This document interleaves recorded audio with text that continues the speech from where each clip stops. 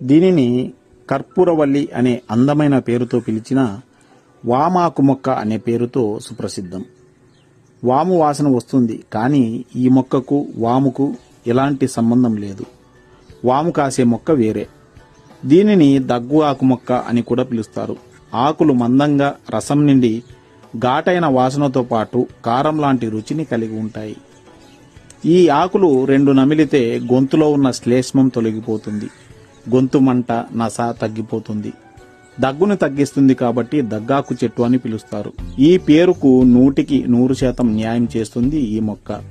అంతేకాదు, జలుబు, ఇతర శ్వాసకోశ సమస్యల విముక్తికి ఈ మొక్క నేచురల్ మెడిసిన్.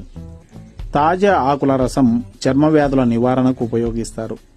ఈ ఆకుల రసాన్ని తలకు పట్టిస్తే ఇది నేచురల్ పెయిన్ బాంలా పనిచేసి తలనొప్పిని తగ్గిస్తుంది.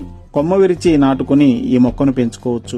దీనిని కర్పూరవల్లి అనే అందమైన పేరుతో పిలిచిన వామాకు మొక్క అనే పేరుతో సుప్రసిద్ధం.